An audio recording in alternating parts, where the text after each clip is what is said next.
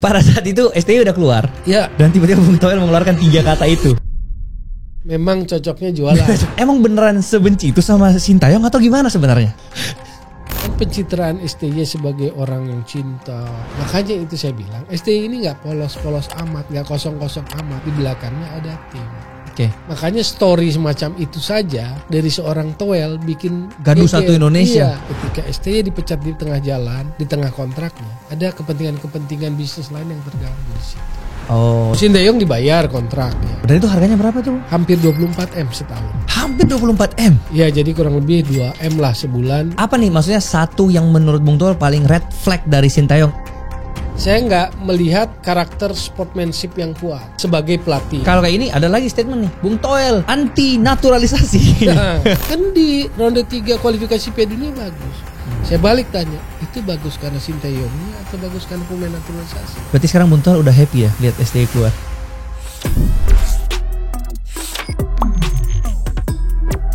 Bung Toel, terima kasih atas waktunya udah mampir-mampir ke podcast saya. Sama-sama Sam. Dan salam kenal juga. Salam kenal dan hari Senang ini kenalan. Oke. Ya. Dan hari ini aku mau membahas tentang banyak konspirasi tentang STY yang aku sendiri udah baca, boleh di Twitter lah, di Instagram lah, banyak banget tuh konspirasi-konspirasi tentang alasan kenapa beliau keluar. Nah, tapi sebelum itu nih, Bung. Ya. Aku sebenarnya udah gak usah memperkenalkan ya, Bung Toel ini kayaknya lagi viral-viralnya sekarang, apalagi di masa STY keluar. Ya. Tiba-tiba bukan cuma STY yang naik, tapi Bung Toel juga ketarik-tarik nih. Bilang ini gara-gara Bung Toel yang bisikin lah, gitu-gitu kan. Erick Thohir gara-gara mafia. Jadi banyak banget simpang siur nih yang terjadi kan. Oke. Apalagi kan memang diketahui bahwa Bung Toel ini bertolak belakang dengan Sintayong banget. Setiap kali Sintayong di sisi sini, pasti ini yang ngomong, wah ini kurang nih. Ya. Dan aku tahu pertama Bung Toel tuh dari melihat reaction. Pas saat itu Indonesia lagi ngegolin terus Bung Toel kayak itu viral banget tuh waktu itu kan. Iya. Nah, jadi kita mau undang langsung orangnya di sini dan nanya-nanya nih. Emang Bung Toel emang beneran sebenci itu sama Sintayong atau gimana sebenarnya? Pertanyaan pertama langsung tajam ya, Bung. Iya. Saya merasa di framing sejak awal. Oke. Bahwa setiap kali saya kritis atau memberikan sebuah catatan kritis dianggap benci. Oke. Jawaban sederhananya saya nggak punya kebencian, saya nggak punya alasan pribadi. Oke. Saya hanyalah orang sepak bola karena saya berkecimpung di sepak bola. Garis gampangnya ya. Ya. Saya senang main bola dulu, nggak jadi pemain bola, tapi jadi wartawan bola, jadi jurnalis bola, bergerak di media, jadi komentator bola, lalu terjun jadi pengamat bola dan kemudian juga sempat mencicipi jadi praktisi bola di federasi. Berarti udah dalam ya tentang bolanya jadi ya. Pengurus gitu loh. Secara tidak langsung saya banyak belajar bola juga. Waktu ada di federasi ngurusi kan. Ya. Suruh ke AFC lah, belajar apalah. Itulah yang memperkaya pengetahuan dan pengalaman saya gitu. Oke. Jadi dasarnya sepak bola. Oke. Terus waktu saya juga nggak tahu kan soal tadinya apa circumstancesnya, atmosfernya saya nggak paham, nggak menyangka seperti ini. Ya. Karena dari pelatih nasional dari era ke era, dari zaman ke zaman, belum pernah ada yang seperti Sintayong. Ya. Lalu eranya juga era media sosial. Betul. Jadi lagi benar-benar Ya. Oke. Nah, saya merasa bahwa Sintayong ini nggak melulu soal sepak bola. Oke. Terutama sejak 2022 kalau saya tandain. Oke, gimana tuh, Bung? Jadi kalau datangnya kan 2019 kontraknya kan Desember. Waktu itu ketua PSSI-nya Iwan Bule. Betul. Pilihannya ada 2, Luis Mia apa Sintayong. Oke. Cuma dipilih Sintayong karena waktu itu berani menjanjikan juara AFF dan SEA Games. Oke. Saya mencatat karena saya pengamat bola, orang bola, saya mencatat hal seperti itu. Oke. Tapi tidak serta-merta juga di awal-awal tahun di 2020, 2021 saya mengkritisi enggak. Oke. Tapi beneran juara nggak ujung-ujungnya? Kan enggak ada. Nggak ada kan? Oke. Oke ya, makanya saya catat tuh itu kan. Karena itu ada jejak digitalnya. Oke. 2022 lah saya mulai mengkritisi karena saya merasa bahwa waktunya sudah cukup, udah jalan gitu loh. Sudah diberikan kesempatan tapi memang nggak ada hasil nih. Ya, jadi saya mulai mengkritisi. Oke. 2020 kan ada AFF, 2022 juga AFF kan. nggak dapat tuh juara. 2020 itu yang pelaksanaannya 2021 tuh final kalah sama Thailand, susah payah di semifinal lawan Singapura. Singapurnya 8 pemain, 3 kartu merah dan menangnya adu penalti. Lalu kalah sama Thailand di final. 3-1 ya kalau nggak salah ya? 4-2. Oh 4-2 ya. Sama Thailand. Oke. Lalu di 2022 kalah oleh Vietnam di semifinal. Dan ini kalah lagi ya? Ini kalah lagi. Gak masuk bahkan. Gak masuk semifinal gitu loh. Jadi saya mulai mencatat di situ. Cuman yang sebetulnya saya notice yang agak heran, setiap kali saya mengkritisi serangan itu datang. Fansnya udah terbentuk tuh. Iya. Ya kan? Oke, katakanlah fansnya terbentuk. Tapi kalau mau pakai timeline juga, 2022 itu dia memang masuk dalam sebuah agensi besar entertainment Korea. Oh ya? Yang foundernya adalah aktor kenamaan lah, atau katakanlah kawakannya Korea Selatan, Lee Kyung Yoo gitu loh, ADG Company. Jadi dia ada di entertainment itu. Oke. Jadi dengan apa ya, bukan riset lah dari, kalau riset belagu banget lah yang ngomongnya ya mempelajari lah. Iya. Karena saya merasa bahwa kok media sosialnya lain gitu loh. Jadi bukan karena saya ingin menonjol sendiri. Karena situasi itu membuat seolah-olah hanya saya dan segelintir orang aja yang kemudian berani mengkritisi. Karena apa? Ternyata resikonya diserang. Gimana resiko apa yang terjadi sekarang? Diserang itu misalnya kalau dulu kan lewat media sosial aja. Ya caci maki lah, kata-kata kasar dan sebagainya gitu loh. Ada pelatih yang tadinya berani mengkritisi juga kan akhirnya memilih diam aja kalau football family kan. Itu kan saya anggap football family ya. Football family itu keluarganya sepak bola. Cuma saya jalan terus aja karena saya juga merasa ini kok agak lain ya. Nah itu yang saya bilang, perbedaan dari satu era ke era itu ada perubahan. Dari satu pelatih ke pelatih. Jadi saya ngelihat bahwa ini nggak semata-mata ngomong bola gitu loh. Bahwa ada campur tangan entertainment udah di sini. Ya makanya saya lihat bahwa dengan ada agensi seperti itu, let's say ada tim di belakangnya, medianya pun dikelola lah gitu loh. Komunikasinya dikelola, set up. Bahwa kemudian misalnya dari situ turunannya, yang dulu 2 tahun lalu saya bilang buzzer masih banyak penentangan, kalau sekarang rasanya semua menemukan kebenarannya. Apalagi kalau saya sebagai korban yang diserang kan bisa baca. Karena akun-akunnya itu banyak yang tidak organik. Ya, dan sama semua nih, mirip-mirip nih komennya. Ya, betul. Template caci makinya kurang lebih sama lah gitu. Jadi saya lihat memang nggak semata-mata soal sepak bola. Nah, tapi kan sebenarnya banyak netizen juga yang baca komen nih, terpengaruh akhirnya. Betul. Padahal buzzer nih. Awalnya dia nggak mau ngehujat gara-gara banyak hujat. Ya udah ikut-ikut aja deh. Hujat juga deh. Betul. Gitu kan. Betul. Dan yang saya dengar kemarin katanya sampai anaknya juga kena doxing. Gimana? Betul, kalau saya 17 Desember, jadi tahun lalu nih?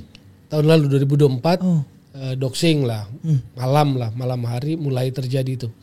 Jadi apa ya, seperti air bah lah, WA tidak dikenal masuk, telepon tidak dikenal masuk karena rupanya data pribadi saya disebar di media sosial. Itu bahaya banget sih. Termasuk alamat. Untungnya alamat lama, tetapi walaupun begitu, tetangga-tetangga yang saya masih kenal menginformasikan bahwa banyak datang paket COD. Yang kasihan ojol, yang kasihan yang sellernya kan. Karena saya nggak pernah pesan, nggak pernah menerima COD. Memang bukan tipe yang suka membeli lewat paket COD gitu loh. Tapi sejak di doxing itu terjadi gitu loh. Ini kan hal-hal yang menurut saya sih kebablasan. Tapi sudah tahu siapa pelakunya? Waktu itu sih anonim ya yang pertama menyebarkan itu. Karena sebelumnya memberikan ancaman kan. Tapi yang sekarang? Yang katanya habis ini mau melapor ke polisi ya Bu? Iya, hari ini saya mau melaporkan karena tanggal 14 Januari kemarin. Iya. Gak lama setelah saya menulis story tentang Sinteyong, udah dipecat sih. Cuman saya bikin story, sebetulnya kalau dalam konteksnya itu sebuah celetukan kenakalan apa namanya? Otak aja pengen. Otak aja. Usil lah. Tulis ada 3 kata, memang cocoknya jualan. Ya itu yang masuk Lambetura tuh. Gitu ya. Masuk Lambetura. Di sampingnya JJ lagi di samping gini. Jadi Itu nanti ada ceritanya juga kalau mau penjelasan. Oke, nanti aku tanya ya. Ya Tapi yang doxing dulu. Nah, setelah itu, nggak lama setelah itu ya besoknya tanggal 14 Januari pagi-pagi kedua anak saya lapor, Pak. Gimana? Di doxing dia bilang. Betul, mereka mendapatkan serangan juga. Yang lebih parah mungkin ya, bukan lebih parah, dua-duanya juga melaporkan per kemarin dan hari ini bahwa akun media sosial sekolahnya juga diserang oleh hater. Sampai segitunya? Ya, itu kan saya pikir sudah terlalu jauh. Betul. Tapi kalau mau melapor ke siapa ini kan? Lapor saya ke Polda Metro nanti. Tapi siapa yang dilaporkan kalau segini banyaknya grup kayak gitu kan? Buzzer gitu? Ya kita laporkan akun-akun yang beberapa nama yang ketangkep lah. Betul. Dokumen-dokumennya sudah ada, didokumentasikan ya, kita nanti tinggal serahkan kepada polisi aja. Prinsip saya baik sebagai warga negara juga sebagai ayah gitu, sebagai bapak, ya ini nggak bisa membiarkan hal seperti ini. Karena berpikirannya simpel gini loh, sebagai orang bola kita boleh berbeda pendapat. Samuel misalnya, Bung, saya pro STY karena begini, ya fine aja. Saya punya alasan untuk saya misalnya kontra terhadap STY. Ya dalam konteks sepak bola juga fine aja kan. Betul. Ya nggak boleh kan saya misalnya merasa punya hak untuk menyerang anak keluarga kan nggak boleh loh. Betul. Itu aja poin yang ingin saya tegakkan gitu. Karena konteks di sini sepak bola aja yang kita bahas. Iya. Gitu. Toh juga maksudnya Bung Toel juga menyuarakan ini demi kebaikan Indonesia juga gitu kan. Bahwa dengan segenap pengetahuan saya ngelihat ada situasi yang berbeda di era Sinteyong ini dengan data bahwa sejak 2002 dia dikelola oleh agensi. Saya juga memahami itu. Makanya keheranan awal serangan itu dengan fakta itu kan saya punya garis merah untuk menyambungkannya gitu loh. Paham. Jadi apa nih maksudnya satu yang menurut Bung Toel paling red flag dari Sinteyong yang benar-benar ini menurutku udah nggak bisa ditoleransi nih yang selalu disuarakan. Jadi gini. Saya saya nggak melihat karakter sportsmanship yang kuat dari Sinteyong. Ya sebagai pelatih. Oke. Jadi kalau gagal, kalau kalah, saya nggak pernah lihat saya yang bertanggung jawab kegagalan ini atau apa. Jadi misalnya contoh lawan Cina, Jepang misalnya. Oh Jepang, oke 4-0. Yang 4-0 yang ketua umum marah-marah. Kan di jumpa pers dia bilangnya seandainya Ragnar. Jadi ya saya harus memuji juga kalau secara komunikasi ya, dia nggak serta-merta misalnya saya mengakui dan sebagainya seperti banyak pelatih yang saya tahu, dia malah mengambil angle itu. Kalau Ragnar bisa bikin gol di awal, mungkin hasilnya lain. Ya. Jadi kadang nggak menyalahkan secara kasar, tapi menurut saya nggak ada jiwa sportsmanship, sportif, fair play. Ya saya ngakuin sebagai juru taktiknya saya lah yang bertanggung jawab gitu kan. Paham. Saya nggak pernah lihat itu atau membaca itu. Paham. Tapi kalau secara prestasi, apakah dia benar-benar kosong banget nih atau wah dia bawa Indonesia sampai peringkat 3 untuk kualifikasi Piala Dunia nih dan sempat waktu itu walaupun gagal masuk Olimpiade ya, tapi kan bisa sejauh itu tuh. Apakah itu bisa dikatakan sebuah prestasi dari sudut pandangnya Bung Toel? Pencapaian. Oke. Prestasi boleh, tapi maksudnya itu area-area yang juga bisa didiskusikan. Didebatkan maksudnya? Ya, misalnya sejak datang secara taktikal. Lawan Vietnam AFF 2020 yang pelaksanaannya 2021 kan dikurung habis waktu itu sama Vietnam. Betul. Parkir bus lah. Lalu saya ngelihat kecenderungannya mainnya kok parkir bus terus ya. Iya betul. Itu kita akan bahas ya, kita bahas itu ya. Saya bilang monoton terus ya. Tapi kan dalam perjalanan ditambah tuh naturalisasi, tambah 1, tambah 2, tambah ini.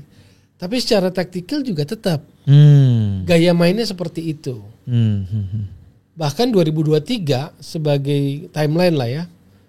Lawan Irak November 2023 ronde 2 itu kan kalah 5-1 di Basra. Habis itu langsung terbang ke Filipina 1-1. Alasannya lapangan keras, alasannya penerbangan, kecapean dan sebagainya. Jadi saya nggak ngelihat dia selalu ada excuse dia gitu loh. Itu yang saya nggak pernah ngelihat bahwa secara sportsmanship dia mengakui. Bahkan yang penerbangan ke Filipina akhirnya dalam YouTube dengan Lee Kyung Kyu itu setelah lawan Arab menang 2-0 dia menyolek sekjen. Di PSSI dianggap tidak menyediakan penerbangan yang layak, yang proper gitu loh. Oh ya? Dia bilang gitu? Ya, ada setelah lawan Arab, dia ada dengan Lee Kyung Kyu, YouTube waktu itu juga tersebar Dan salah satu yang katakanlah dalam tanda kutip dipersalahkan oleh dia adalah penerbangan dari Irak Basra ke Filipina Manila. Yang dianggap melelahkan, tidak termanage dengan baik, bla bla bla bla.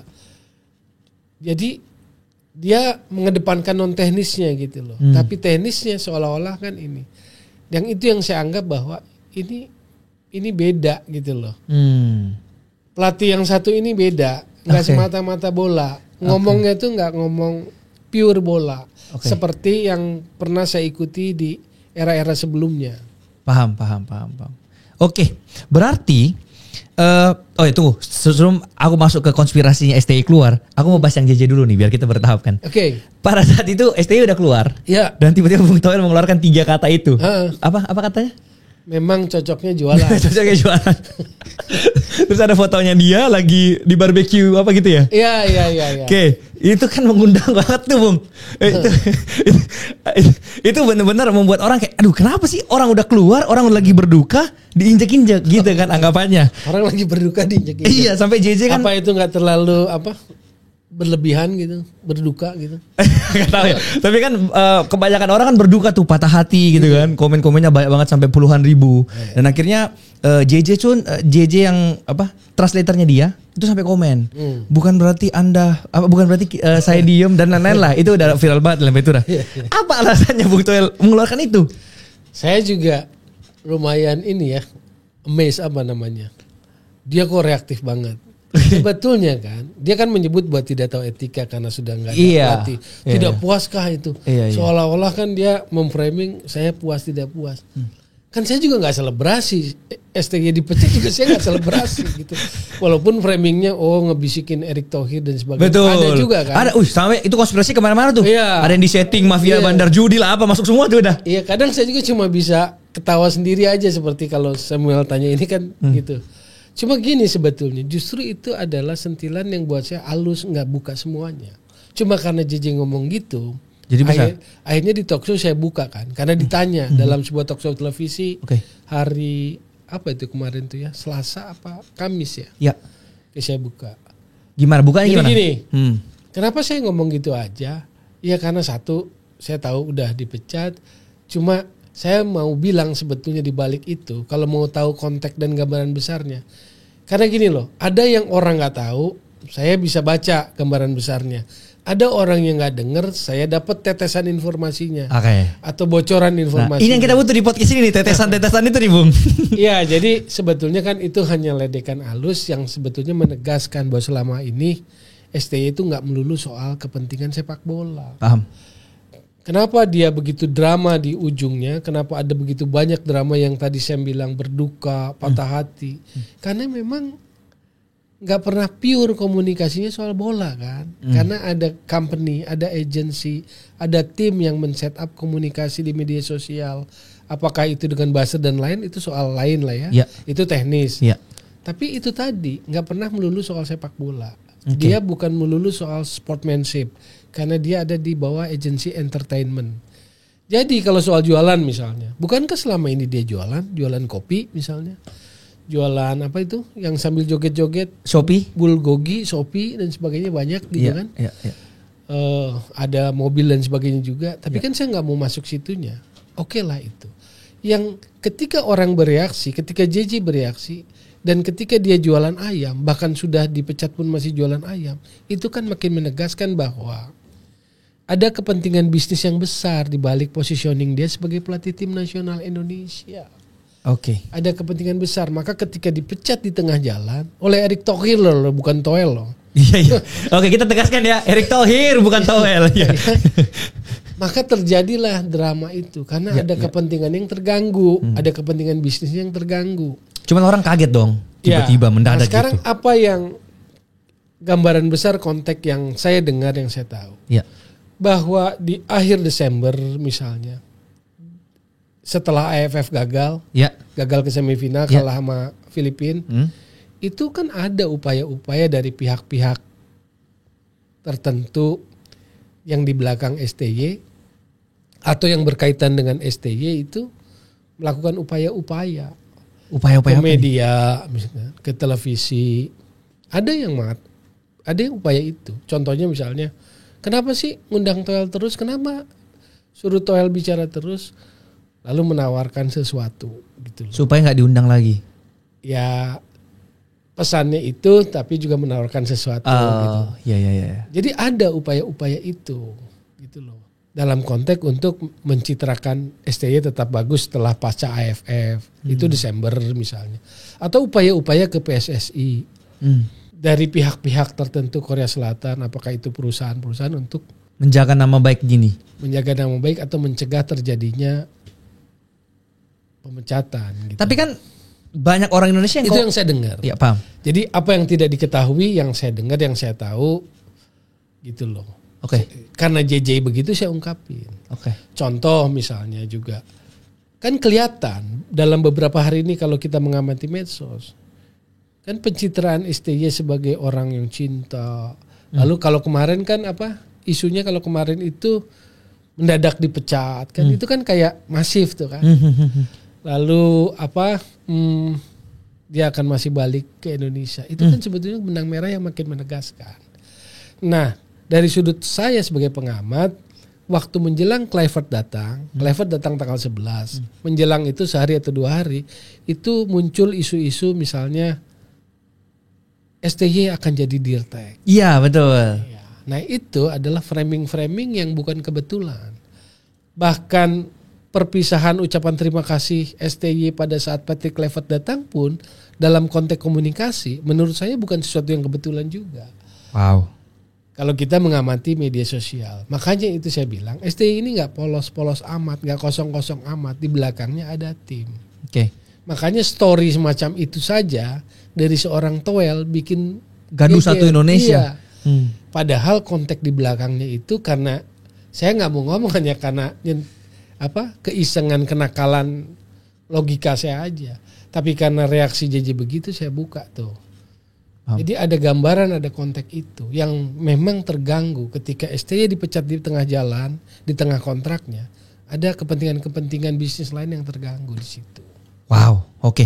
Nah, banyak juga kan tadi menyinggung tentang AFF yang dia kalah gitu kan, dan kemudian mau dibuat jadi bagus tetap image-nya STY setelah kalah. Tapi toh juga netizen juga menganggap udahlah AFF kan piala kacang, kita kan fokusnya ke Piala Dunia. Dan dia memang jujur ya, aku nonton bener-bener AFF itu kan lokal semua tuh. Dibandingkan pas kita mau kualifikasi Piala Dunia, itu mainnya oke tuh. Pas lokal semua salah oper lah, apalah. Ya mau gimana ya, aku nonton juga. Ya udahlah.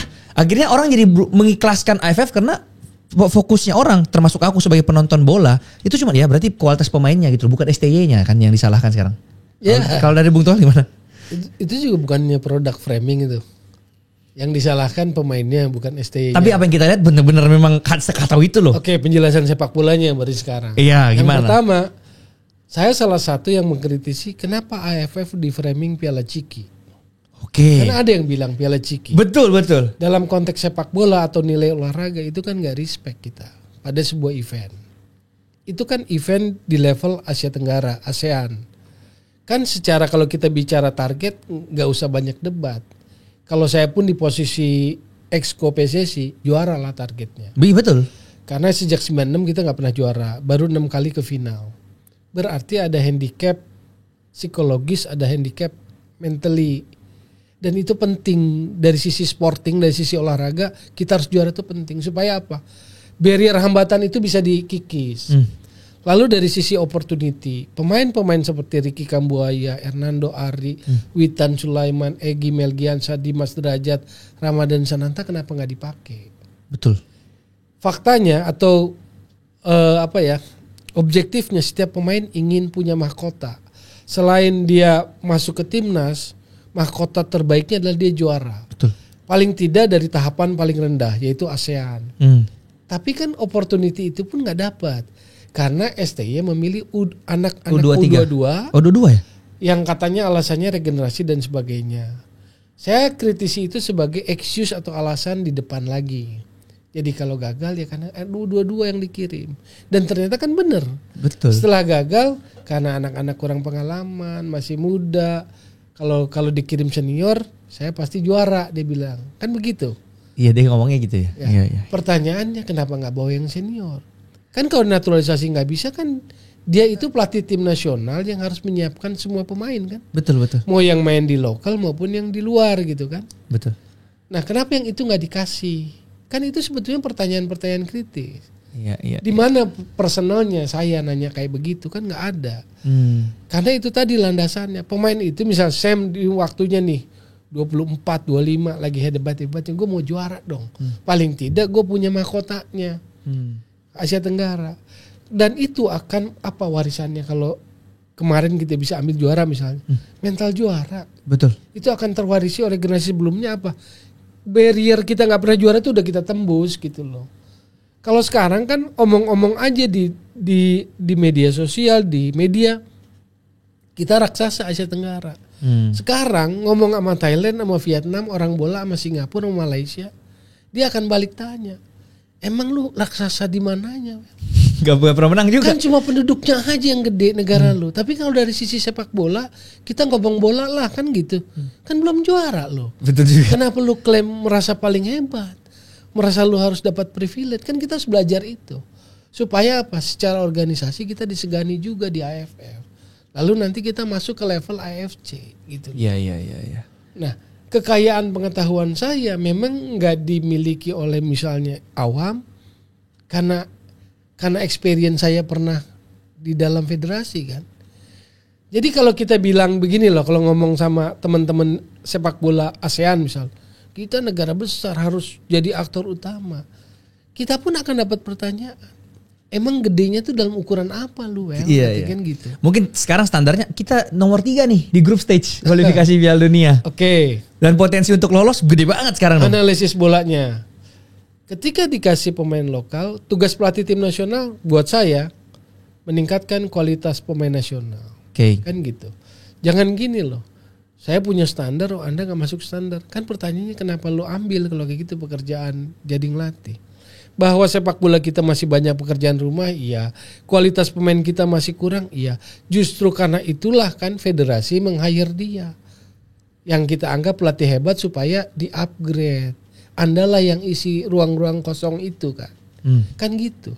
Bukan seperti sekarang yang terjadi, belum apa-apa udah dibilang staminanya payah, passingnya salah umpan, passingnya gak bisa.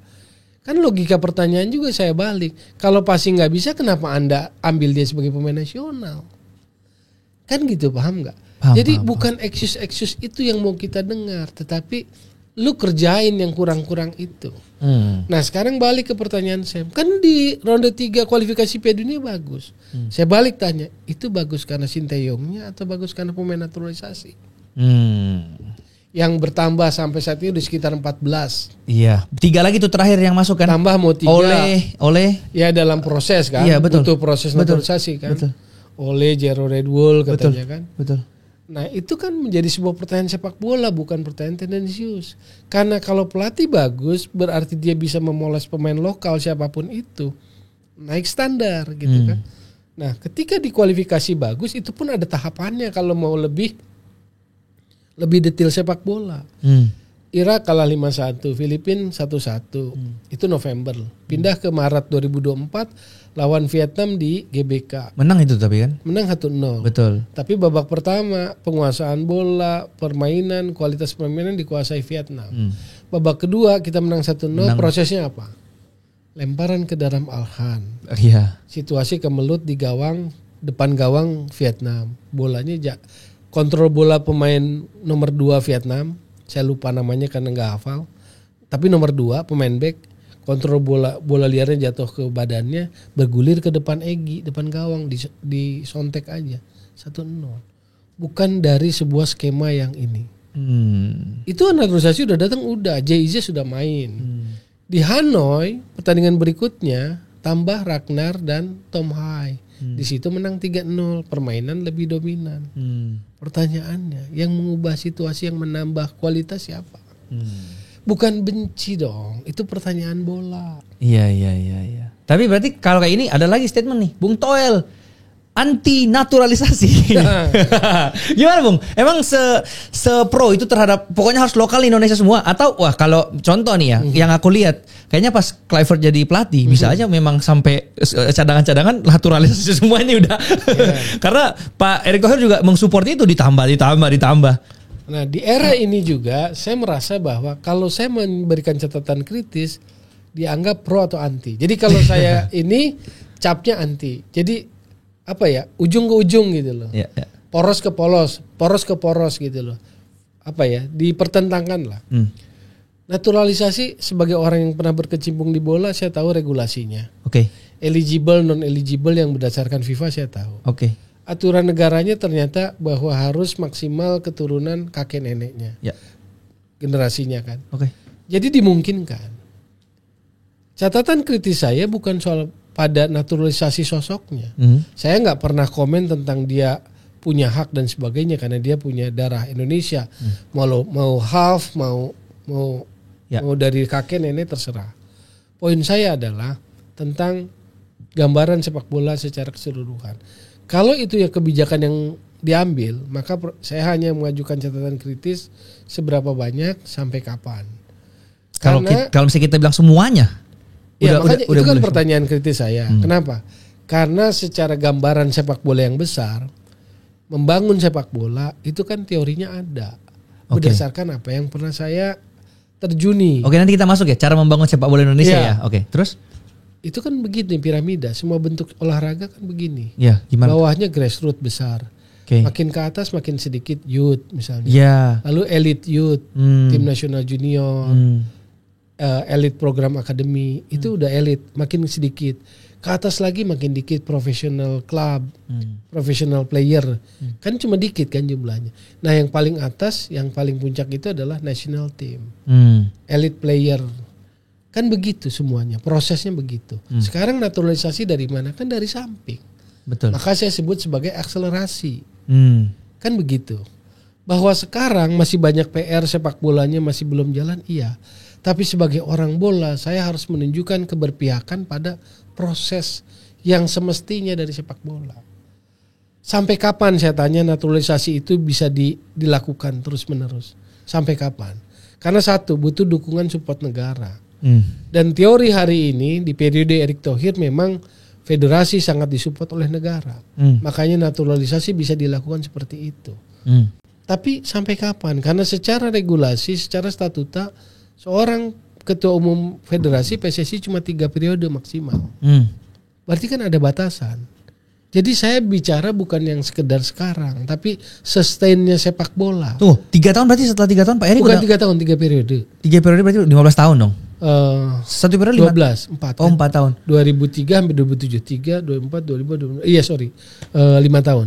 Jadi satu periode 15 tahun Erick Thohir bisa membangun ini? Dimungkinkan.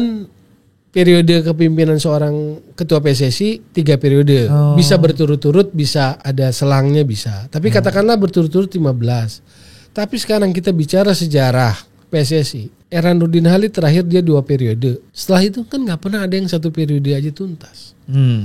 Maka hipotesanya, teorinya memang harus ada dukungan support pemerintah. Nah ini kan periode yang dianggap ideal. Karena support pemerintah dan PSSI sinergi lah gitu kan dianggap. Tapi kan pertanyaan besarnya sampai kapan? Ini kan konteksnya membentuk tim nasional yang tangguh, bukan membangun itu loh. Tapi kalau kita bangun yang ini kan lama banget tuh Bung. Iya kan. Maka itu bisa ratusan tahun kita belum tentu masuk Piala Dunia nih. Apakah itu saya kritisi? Bukan sebagai sebuah strateginya PSSI. Karena setiap presiden PSSI, setiap ketua umum PSSI punya hak menentukan strateginya kan. Betul. Dan rupanya strategi Erick Thohir adalah tim nasional, dia push gitu kan ke atas. Argentina dia bawa, dia apa. Betul. Gitu kan. Naturalisasi sampai 14. Kan yang paling jor-joran kan naturalisasi. Yang paling masif kan sekarang. Betul. Nah itu sebagai sebuah strategi sah-sah aja. Kalau saya menjadi ketua PSSI dan melakukan saya gitu sah-sah aja. Tapi saya sebagai pengamat bola hanya ngingetin sampai kapan. Apakah itu sustain? Berkesinambungankah? Karena apa? Fondasi bawahnya kan belum dikerjakan atau masih banyak PR lah. Kalau belum dikerjakan kan terlalu ekstrim. Masih banyak PR. Yang tadi saya bilang butuh waktu, butuh proses, lama, nggak populer. Ini kan keren, ini kan etalase paling depan tim nasional. Tapi kan kalau kita lihat kayak Prancis kan juga banyak banget orang hitam tuh, itu nggak tahu tuh naturalisasi dari zaman kapannya kan. Orang ngomong gitu kan. Pertanyaan cerdas, kan dianalogikan begitu. Iya, Mbappe misalnya. Iya. Sekarang saya mau bilang, naturalisasi pemain Indonesia yang dari Belanda, berarti mereka dibesarkan oleh sepak bola apa? Belanda. Dibesarkan oleh sepak bola Belanda. Naturalisasi pemain-pemain Prancis yang bukan asli Prancis, yang keturunan Afrika, tapi mereka kan rata-rata besar oleh sepak bola Prancis. Dari kecil mereka sudah di Prancis, berlatih di sekolah sepak bola Prancis, di akademi di Prancis, di klub-klub Prancis. Lalu mereka jadi tim nasional Prancis karena kemungkinan hukum itu kan, eligible-nya. Jadi poinnya adalah mereka dibesarkan oleh sepak bola Prancis. Pemain naturalisasi dibesarkan oleh sepak bola Belanda. Sekarang saya harus berpihak pada sepak bola Indonesia, pada pemain-pemain lokal yang kemudian saya dibilang, anti naturalisasi, local pride. Ketika dari sini muncul pemain nasional masuk ke tim nasional dari sepak bola Indonesia, kompetisi Indonesia, maka ada perasaan, ada saham, bahasa kasarnya, bahwa kita punya saham sepak bola di tim nasional. Ada kontribusi, ada kerja sepak bola kita di tim nasional kita. Karena itu tadi, pemain naturalisasi sekarang betul punya hak. Kita nggak usah debat itu. Dia punya hak membela Indonesia. Mereka merah putih, tapi mereka dibesarkan sepak bola Belanda. Poin kritis saya adalah tim nasional harus diisi juga oleh kerja keras sepak bola kita. Karena teorinya kompetisi dibangun itu untuk muaranya tim nasional. Paham. Tapi di situ masih ada Rizky Ridho, Marcelino, yang semoga mereka masih ada di situ lah ya. Iya kan jumlahnya makin berkurang. Betul. Lama-lama makin berkurang nih aku lihat. Jadi bukan soal sinis, anti itu apa, tapi saya mau ngingetin gitu loh. Tapi itu cara berpikir, apakah betul apa enggak saya nggak tahu. Yang tercermin di media sosial rupanya cara berpikir masyarakat kita, kalau Anda bicara A berarti Anda B. Kalau Anda bicara X berarti Anda Y gitu. Betul. Padahal nggak seperti itu. Ya poinnya itu yang saya jelasin tadi. Paham. Sebagai orang bola yang pernah berkecimpung di bola, di football development, saya harus punya keberpihakan. Karena teorinya dimanapun teori sepak bola, kalau kamu bangun kompetisi maka muaranya dari situ adalah menghasilkan pemain-pemain berkualitas untuk tim nasional kamu. Oke, sekarang kita masuk ke pertanyaan yang penting banget nih. Apa? Tadi kan kita bangun nih bentuk segitiga dari paling bawah pelan-pelan kan. Nah sekarang untuk menentukan dari paling bawahnya ini untuk bisa mengambil kualitas itu kan perlu yang namanya gizi, perlu namanya kita berikan mimpi terhadap masyarakat Indonesia bahwa bola itu bisa sebesar ini loh. Kalau di luar negeri udah jelas, orang lihat Ronaldo, pengen aja jadi Ronaldo. Kalau di sini bahkan, ini sorry ya, ini aku bukan ngomong ras atau apa, tapi keluarga aku sendiri dari keluarga Chinese itu ngomong, ngapain jadi pemain bola, nggak bisa makan. Itu kan stigma yang harus dipatahkan sebenarnya nih. Nah tapi itu masih banyak terjadi di masyarakat. Makanya orang-orang yang bergizi justru, yang punya gizi dari keluarga yang berkecukupan, malah nggak mau jadi pemain bola. Udah jadi pebisnis aja, jadi dokter aja, jangan pemain bola. Karena gak ada gajinya, gak ada makannya. Di satu sisi, orang yang pengen jadi pemain bola malah gak ada gizinya. Malah gak bisa. Jadi ini tuh sampai kapan nih akan kayak gini-gini? Mungkin dari Bung Toel ada strategi khusus. Apa yang harus dilakukan step by stepnya nih sampai kira-kira kita bisa ke puncak untuk dari yang lokal ke atas? Maka kalau dari segi kerja bola, kinerja federasi itu paling gak populer. Karena itu kerja dapur kalau menurut saya. Kalau kompetisi profesional dan tim nasional itu di etalase paling depan. Jadi kalau sebuah toko showroom kelihatan. Jadi maka orang yang senang spotlight maunya di situ. Tapi kita butuh chef yang bagus. Siapa chef yang bagus di dapur itu? Namanya direktur teknik. Jadi harus ada pemikir sepak bola, harus ada teknokrat sepak bola yang mikirin grassroots, youth. Bagaimana mengelola negeri ini yang begitu besar, pengembangan sepak bolanya. Bahasa kerennya football development. Siapa yang harus dikembangin oleh dalam football development? Satu, yang pertama quality coaches. Kalau di pendidikan guru yang bagus, dosen yang bagus, supaya apa?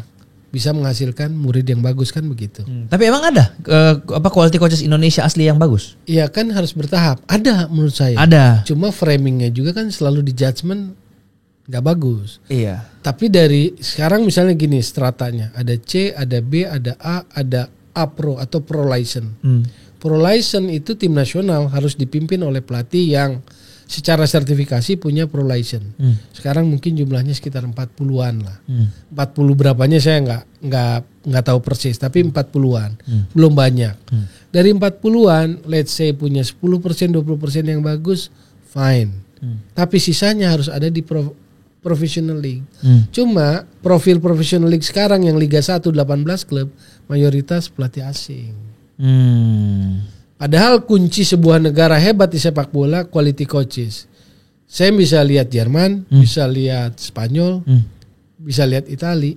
Mereka selalu melahirkan pelatih-pelatih bagus. Karena kunci pertama dari football development quality coaches. Pelatih yang berkualitas. Habis itu infrastruktur.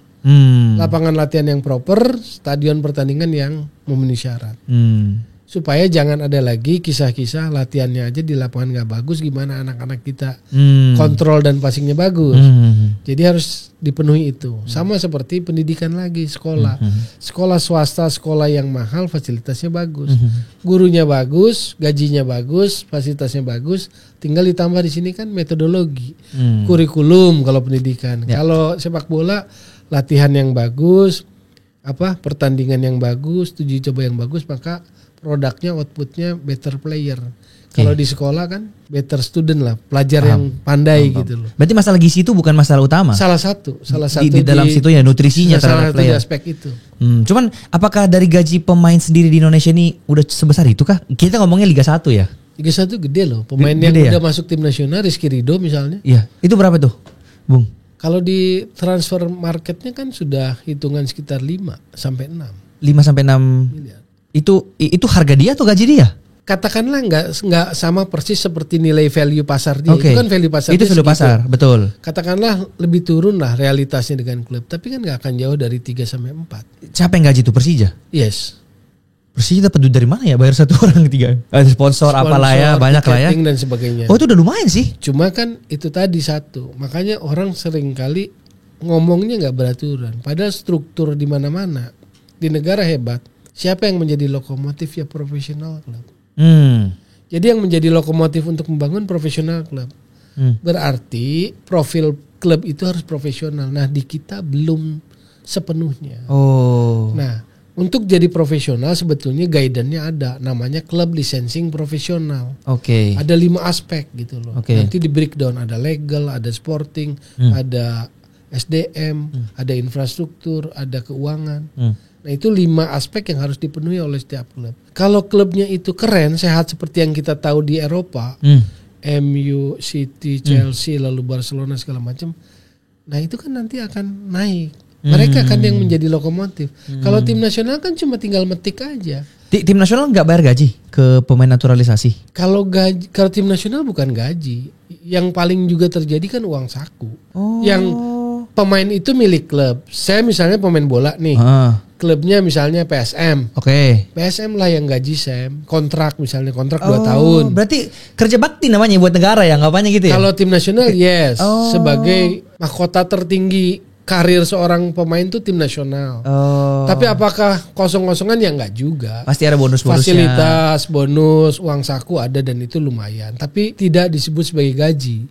Karena kan tidak temporer. Yang menjadi pemilik pemain itu ya klub profesional. Yang digaji coachnya. Kayak Messi punya dulu Barcelona. Kontraknya sekian yang gaji Barcelona. Tapi keluarga negara Argentina pakai untuk tim nasional. Iya. Kalau coach dibayar dong Sinteyong. Kalau Sinteyong dibayar kontrak ya. Dan itu harganya berapa tuh? Yang saya dengar, yang saya informasi hampir 24 M setahun. Hampir 24 M? Ya jadi kurang lebih 2 M lah sebulan yang berdasarkan perpanjangan kontrak. Itu mahal banget gak sih untuk standar coach negara? Kalau untuk standar kita besar itu. Lebih besar daripada coach-coach negara tetangga ASEAN dong pastinya. Misalnya Pak Hang Seo di Vietnam yang memberikan gelar juara, trofi, lalu semifinal Asian Games, finalis U23 Asia 2018, itu setengahnya lah. Wih. Kalau STI ini bisa sampai $125,000, dia kan sekitar 50-an aja waktu itu terakhir di Vietnam $50-an ribu. Dan ini bosnya diperpanjang tuh sampai 2027 dia? Iya yang angka 2027 tuh kabarnya itu yang sama. Yang ini. Jadi totalnya hampir 24 M di luar fasilitas misalnya kendaraan, apartemen gitu dan sebagainya. Kalau Kluivert ini? Di luar bonus juga. Kalau Kluivert di bawah apa di atas dia? Yang saya dengar di bawah. Iya. Oke, sekarang panjang banget ya akhirnya ya. Padahal ini aku nggak mau sepanjang tapi seru banget Jo. Ini bisa jadi podcast terpanjangku sepanjang masa nih. Tapi aku masih ada pertanyaan tentang konspirasinya STI, kita belum bahas dari tadi nih. Dari aku dulu ya, Bung. Oke. Aku membaca kemarin bahwa ini berkaitan dengan pertandingan Cina yang kita kalah. Tapi sebelumnya kan Bahrain dulu tuh yang wasit lah ya 90 tambah 6 itu dulu lah. Kemudian dari pertandingan Bahrain itu memicu si Tom Haye dan beberapa pemain lain yang kemarin yang aku baca, ada termasuk Jay Izes, Sandy Walsh. Betul, itu semua. Dia mau undang nih si STY untuk ayo kita bahas strategi. Pasti Bung Toel denger ini juga kan? Iya. Nah, bahas strategi dan kemudian Sing Taeyong kayak merasa, wah kenapa nih player-playerku mau ngatur-ngatur. Akhirnya di pertandingan lawan Cina, mereka-mereka ini gak dimainin loh. Bahkan kaptennya itu bukan Jay Izes lagi, tapi Asnawi Mangkualam. Nah ini konspirasi yang aku dengar. Yang mengakibatkan kalah lah Indonesia gara-gara babak kedua baru dimasukin Tom Haye dan dia cetak 2-1 pas saat itu. Nah asal mula pemicunya itu dari sini katanya. Yang membuat PSSI akhirnya kayak, wah kenapa nih gitu kan. Akhirnya mulai dicari pengganti dan akhirnya terjadi sampai sekarang. Itu Bung Toel dengar dari mana nih konspirasi ini? Yang pertama kalau sebelum dengar informasi, saya menganalisis pertandingan itu soal taktikal. Yang monoton itu, yang jurusnya satu. Karena secara hitung-hitungan di atas kertas, kualitas pemain dan sebagainya, saya merasa di Bahrain ini kita bisa dapat. Bahkan menang sekalipun bisa dapat. Antara Bahrain sama Cina itu? Iya, bahkan di Cina harus 3. Betul. Kalau saya kudu itu sih wajib. Iya. Gitu. Karena kualitas pemain. Betul. Nah, rupanya yang terjadi adalah ada situasi pasca Bahrain yang ternyata mulai terbuka setelah ini. Jadi lagi-lagi dugaan, prediksi, analisis, bacaan saya menemukan kebenarannya. Tapi saya nggak menyangka bahwa ternyata ada friksi. Jadi pemain-pemain naturalisasi yang seperti tadi disebut meminta diskusi taktikal yang kabarnya ditolak. Yang kemudian kalau saya sebagai pengamat menyambungannya waktu kalah di Jepang. Jadi kejadian situasi Bahrain lalu Cina itu waktu kalah di Jepang di ruang ganti ketua umum ngomong apa? Satu ya, yang kata-kata kuncinya aja. Masih percaya nggak sama proyek ini kalian? Itu satu. Berarti itu Piala Dunia. Yang kedua adalah turunin ego kalian masing-masing. Jadi saya yang kalau kita bicara soal ada friksi, saya mau underline yang ego. Turunin ego kalian masing-masing. Jadi kalau dari kalimat itu, maka saya merasa mendapat sambungan bahwa oh yes. Bisa aja itu benar ya. Dan ternyata dari bocoran-bocoran yang saya dengar iya terjadi. Makanya kan kita bingung. Makanya seperti yang saya bilang tadi di pertandingan lawan Cina beberapa pemain itu nggak main starter. Kan kita bingung kenapa tiba-tiba kan orang protes kan kenapa Tom Haye nggak jadi starter, kenapa nggak Sandy Walsh di kanan, kan? ke Asnawi lagi gitu. Dan orang waktu itu menduganya eksperimen, ya kan? Dikatakan STY lagi eksperimen nih, harusnya nggak boleh eksperimen di masa-masa krusial seperti ini. Kalau saya waktu itu pure tactical. Lawan Cina menurut saya adalah kesempatan untuk 3 poin. Betul. Jadi harus dominan main. Jadi kritik saya adalah karena nggak bisa dominan, saya menganggap bahwa kok kamu taktikalnya itu padahal naturalisasi udah nambah gitu kan. Dan di situ Eliano nggak main. Betul, sama sekali nggak. Ada sudah nambah Miss Hilger kan. Betul. Bahkan yang lebih tajam lagi katanya ada salah seorang pemain yang nggak mau main di situ. Siapa? Yang saya dengar ya, belum tentu benar. Tapi yang saya dengar Miss Hilger nggak mau main tadinya. Jay Izes yang katanya tahan lah, ayo main lah gitu loh. Kabarnya seperti itu. Maka waktu lawan Jepang kan nggak ada masalah. Miss Hilger lawan Jepang Arab kan nggak ada. Betul. Tapi di klubnya dia main. Itu yang kemudian menimbulkan spekulasi. Katanya cedera kan? Iya katanya cedera tapi main kan. Iya. Itu. Oke. Itulah yang terjadi gitu loh. Itu hanya yang saya dengar. Soal benar tidaknya. Betul. Ini kita ngomong konspirasi ya. Persis 100%-nya benar saya nggak tahu. Betul. Ini bukan fakta. Iya. Tapi itulah yang terjadi yang saya dengar. Ya. Bung Toel dengar ini nggak? Baru-baru heboh banget Mark Klok. Yes. Membuka suara tentang katanya diktator nih Shin Taeyong. Hierarkinya kaku lah gitu lah. Kaku. Kurang lebih. Nah itu kalau dari Bung Toel melihat ini tuh sesuatu yang positif kayak akhirnya memang kan jadi disiplin pemain kita itu. Telat dikit gak masuk timnas sudah. Itu yang saya dengar juga ya. Gimana tanggapannya? Ya disiplin sih normal, itu sih normatif umumnya. Tetapi setiap negara punya kekhasan. Jadi kalau yang saya pernah belajar, FIFA itu nggak pernah gini loh. Indonesia kamu belajar Jerman tirunya Spanyol, copy paste gitu, template nggak pernah. Tiru Brasil nggak pernah. Secara teknikal dia selalu ngarahin kita tailor made.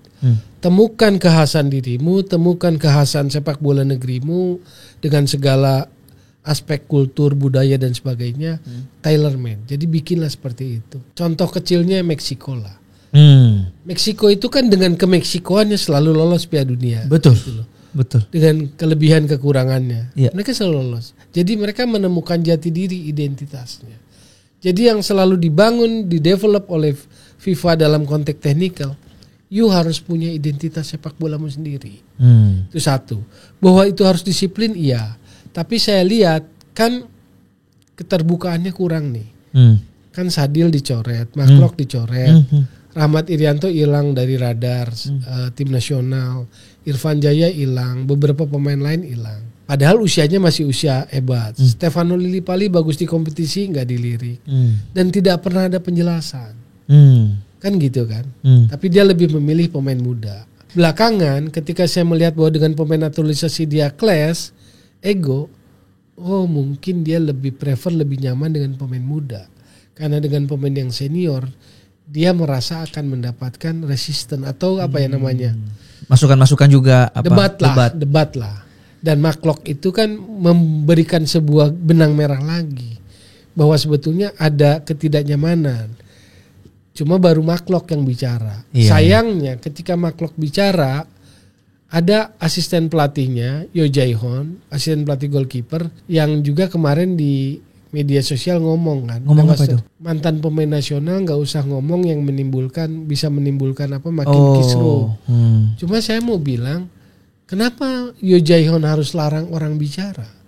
Kalau itu ditujukan kepada Maklok, kenapa you harus larang Maklok bicara sebagai pemain yang pernah memperkuat tim nasional? Betul. Yang penting kan omongan itu adalah sebuah kejujuran gitu. Kan dasarnya dari sport adalah itu kan. Jadi Maklok kan baru berani ngomong pun kan sekarang. Betul. Diwawancara oleh media Belanda kan. Betul. Itu gitu loh. Jadi buat saya fair aja, fine aja. Kenapa Anda harus reaktif lalu memberikan sebuah warning? Gak usah ngomong lah. Memang Anda siapa harus melarang mantan pemain timnas ngomong? Jadi buat saya sih ya biarkan aja Maklok bicara. Tinggal kita bisa nangkepnya gimana, baik apa gimana kan gitu aja. Berarti kalau dari konklusi yang kita udah bahas ini, konspirasi banyak banget ini, ada yang bilang mafia atau apa, sebenarnya nggak ada hubungannya juga nih sih sama mafia, karena kan saya sering difitnah mafia kan. Iya, dan disangkut pautkan karena Kluivert ini kan pernah terkena kasus judi yang pada saat aku nonton di Mata Najwa, dia pun nggak mau jawab itu hal. Kenapa nih orang nggak mau jawab kan, dia banget, tapi ya udahlah. Akhirnya gara-gara itu disangkutin lah. Oh ini nih gara-gara nanti Bandar yang kaya nih, yang kenyang lagi nih, PSSI kena lagi bisikan. Tapi setelah kita udah bahas semua, kayaknya memang kuncinya itu ada di kata-katanya Pak Erick Thohir, locker room.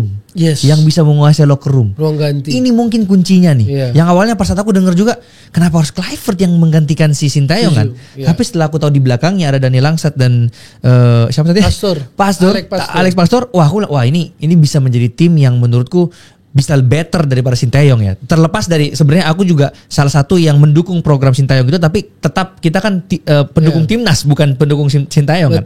Jadi apapun yang udah disupport dan sudah dilakukan oleh PSSI, ya aku percaya itu bukan keputusan yang bodoh lah. Toh juga beliau pernah menjadi presiden dari Inter Milan pada saat itu. Jadi seharusnya punya pandangan tersendiri lah. Dan ini kan dia mengambil langkah yang bukan comfort zone loh. Kalau dia mau untuk namanya doang naik, ya udah lanjutin aja Sintayong bodoh amat kan.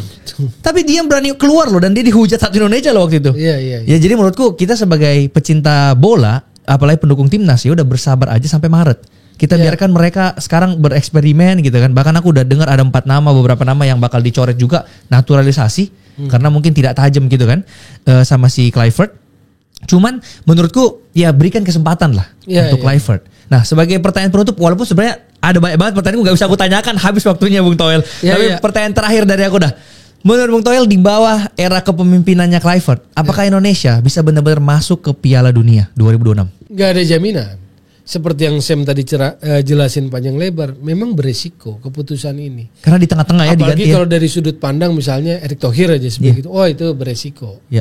Cuma saya juga meraba-raba semua pertimbangannya gitu loh. Saya juga tidak mau melampaui experience dia di internasional sebagai presiden Inter Milan dan sebagainya. Misalnya soal kenapa Patrick Kluivert, sama seperti kebanyakan orang, saya pun ada pertanyaan itu. Tapi saya coba berpikir sepak bola. Misalnya kita nanya, memang siapa yang kamu harapin pelatih Belanda? Karena klasternya saya memang sih nangkep. Ini Belanda. Harus Belanda nih. Betul. Karena isu ruang ganti. Betul. Lalu positioning pemain naturalisasi kan. Betul. Yang kebanyakan Belanda. Ini harus Belanda. Oke, saya tebak reka-reka Belanda.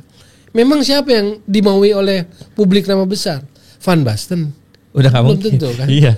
Generasi Gus Hiddink habis, Dick Advocaat habis, Bert van Marwijk habis, Louis van Gaal udah ketuaan. Henk ten Cate Kenapa saya ngomong hand to hand? Saya senang Barcelona. Waktu right cut hebat di Barcelona kan asistennya Tengket. Dan saat itu karena saya senang Barcelona, saya baca bahwa tactical itu dia kuat. Sama seperti Pep dibantu Tito Villanova. Right cut itu dibantu yang Tengket. Cuma waktu saya cek lagi umurnya udah 70-an. 70, aduh ketuaan. Jadi saya pun agak menyingkirkan itu. Frank de Boer saya pikir, karena saya ambil generasi lagi kan, apa Frank de Boer? Tapi Frank de Boer saya ingat pernah di Inter kan. Kayaknya enggak deh. Karena di Inter kan dipecat juga sama Erick Thohir kan. Jadi saya menyisihkan itu. Akhirnya dengan segenap pengetahuan saya ke generasi berikutnya itu ya. Saya tulis nih dalam pikiran saya sendiri. Nebak-nebak Mark van Bommel, Philip Cocu. Ada siapa lagi lah, satu nama lagi yang bekas Feyenoord. Lalu beberapa nama lagi, tapi semua nggak dapet tuh. Yang munculnya Patrick Kluivert. Kaget. Berarti kan seperti yang pernah dia jelasin abis jumpa pers. Nggak semua yang hebat-hebat itu, misalnya Erik ten Hag itu serta-merta karena dia Belanda terus mau Indonesia. Betul. Erik ten Hag. Kan dia ngomong gitu kan. Nggak serta-merta karena kita ini siapa gitu. Betul. Ranking siapa. Berarti kan faktor ketersediaan. Yang kedua adalah faktor ini Januari tengah musim. Siapa yang berani ambil resiko? Beberapa pelatih kan dikontrak sama klub. Iya betul, gitu betul, kan. betul. Lalu maka bergulirlah segala macam spekulasi. Ini butuh banget, desperate dan sebagainya. Tapi karena semuanya memang beresiko, maka saya bilang pertanyaan balik lagi, apakah jamin? Gak ada jaminan.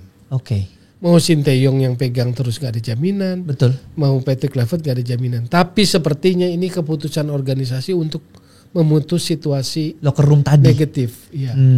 Dan berharap bisa lebih better lah ya. Iya, karena dia berpikir harus ngambil tindakan sebagai seorang pemimpin, itu aja. Tapi kalau aku jujur ya, ini aku nonton dari podcastnya sama Mbak Nana di Narasi. Ini orang juga kayaknya belum terlalu tahu tentang Indonesia deh. Ditanya apa nih pemainmu yang paling kamu suka di sini? Nggak tahu juga, belum melihat juga. Ya semoga lah ya.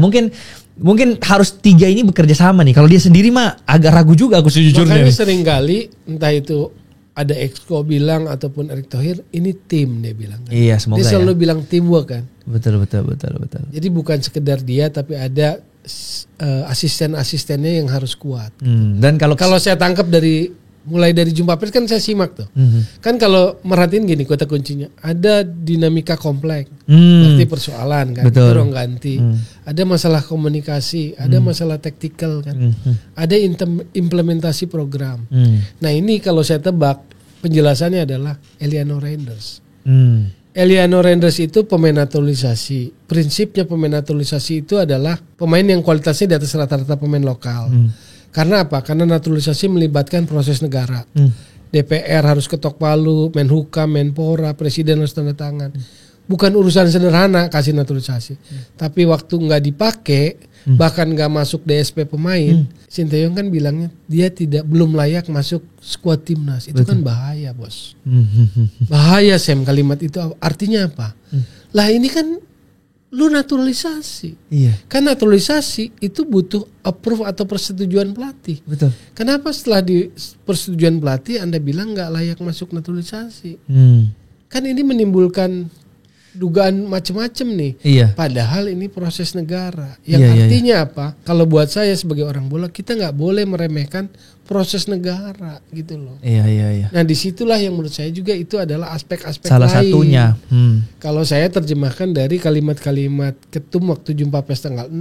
Saya nyimak dari TV aja, cuma saya mencatat kata-kata pentingnya. Dinamika yang kompleks, penerapan strategi yang disepakati pemain, soal komunikasi, implementasi program. Sorry, pertanyaan paling terakhir banget nih Bung dan saya. Indonesia menang lawan Arab. Wah, orang waktu itu euforia banget, 2-0 dengan strategi 3-5-2. Andalannya dia lah ya. Defensif tapi counter-counternya lagi dapat waktu itu kan. Betul. Naik harum banget nih udah nama Sinteyong. Memang ini apa semua. Termasuk aku juga waktu itu kan, wah gila nih. Akhirnya kapan nih kita punya harapan terhadap timnas sendiri untuk Piala Dunia kan? Terus kita lihat tetangga juga, pada seri, pada apa? Bagus banget ini, happy banget. Pas itu Bung Toel melihat itu happy juga kah melihat itu, atau sebenarnya kayak alah ini hoki aja nih Sinteyong atau gimana? Karena saya lama berkecimpung di bola, mungkin saya tipikal orang yang agak bisa nggak pernah hype, nggak pernah terlalu low juga. Netral aja. Ya bisa menjaga lah. Mungkin karena saya besar di era yang banyak gagalnya juga, jadi sudah teruji gitu. Kecewa. Iya kan, zaman dulu kan banyak gagal, jadi saya udah teruji. Yang kedua, tapi catatan saya waktu itu adalah saya notice abis pertandingan, Marcelino dimarahin Sinteyong karena lu nggak main dengan sesuai instruksi. Kalau lu masih main gitu gue ganti. Tapi Marcelino bilang kasih waktu, gue merasa bikin gol lagi. Betul. Lalu kaitannya dengan ada pertemuan sebelum pertandingan lawan Arab para pemain aja. Itu ada? Ya kan ada yang Jay pimpin. Oh iya. Tanpa pelatih. Iya. Diakui tidak diakui, buat saya ini hal yang tidak lazim. Pemain meeting sendiri. Dengan dinamika sekarang pasca pemecatan pengumuman itu, lalu ternyata ada masalah pasca Bahrain, Cina, Jepang ketum marah, lalu kemudian lawan Arab ada pertemuan. Itu kan semacam mosaik pasal-pasal yang nyambung. Betul. Bahwa pemain memang di situ agak bermain lain daripada biasanya. Yang diinstruksikan. Oh berarti menurut dari Bung Toel, Arab ini strategi dari pemain? Iya bisa dianggap seperti itu, yang seperti kita dengar kan. Karena Marcelino pun kan membangkang dari instruksinya Sinteyong kan. Coba aja buka jejak digital lagi. Sempat ditegur karena dia bermain tidak sesuai instruksi. Iya. Kamu saya tarik keluar loh kalau main. Iya. Tapi kan Marcelino minta kasih waktu dulu. Karena dia merasa gue masih mau main dan ternyata dia bikin gol. Kan begitu kan. Nah saya hanya menemukan garis benang merahnya aja gitu loh. Karena landasan filosofi bolanya gini. Anda dikasih Zay Izes, dikasih Tom Hai, dikasih Ragnar, dikasih Verdong. Apakah pemain itu hanya bisa dimainkan dengan satu gaya? Betul. Gaya Sinteyong yang defend lalu counter attacking. Defend counter attacking. Kan itu pertanyaan objektif bola gitu. Support terhadapmu besar, naturalisasi terhadapmu besar. Kalau ibarat cc mobil, kendaraan itu ditambah cc yang lebih ini lagi. Bahkan tiap pertandingan di sini ditambahin Mes, di sini ditambahin Kevin Dick. Gila itu. Terus. Itu gila itu. Tapi kok mainmu begini terus ya? Betul. Kan itu sih pertanyaan filosofis, bukan pertanyaan pribadi. Gitu. Oke, berarti seharusnya yang kita apresiasi pada saat menang Arab itu keseluruhan timnas, bukan cuma Sintayongnya. Iya. Itu kan yang mau di highlight tadi kan ya. Dan terakhir aku nonton Barcelona lawan Real Madrid, tuh mainnya betul-betul kayak main game. Cepet sekali, tak udah di depan lagi. Cantik sekali mainnya. Tapi begitu lihat timnas yang main defensif, aku ada kerinduan untuk melihat formasi 4-3-3 lah setidaknya, yang kita di mana bisa mainnya tuh sampai ke wing kemana, itu kayaknya menyerang yang begitu enak. Satu hal lagi, betul kita ingin itu, tapi kadang kita terjebak ketika datang Belanda seolah-olah total football. Bahkan Belanda sekarang sendiri kan nggak total football. Sebenarnya aku mau bahas itu, cuman waktu udah habis. Ya tentang total football. Iya. Oke. Jadi sebetulnya kalau kita ingin lihat kualitas permainan yang berubah, misalnya gampang gini aja gambaran besarnya. Timnas kita bermain lebih positif. Iya. Berani lebih menyerang. Dasarnya apa? Ya ini kan pemain-pemain udah ditambahin dari Belanda gitu loh. Masakan nggak bisa. Supaya mindset kita berubah. Ini bukan pemain Indonesia seperti era-era zaman-zaman sebelumnya loh. Yang akhirnya karena inferior, karena merasa kalah kualitas main defense. Ini kan udah lain. Iya. Individu-individu yang didatanginnya udah lain. Verdong gitu. Itu paling batu banget sih. Belum datang nanti baru lagi kabarnya ya. Edwall dan oleh Romeni. Artinya kan ini individu-individu yang bukan itu. Apakah kita mau lihat timnas kita bermain seperti mindset kita lihat timnas sebelumnya, kan itu yang harus berubah kan. Betul. Maka ekspektasinya lebih tinggi kan begitu. Oke, sebagai penutup banget, berarti sekarang Bung Toel udah happy ya lihat STY keluar?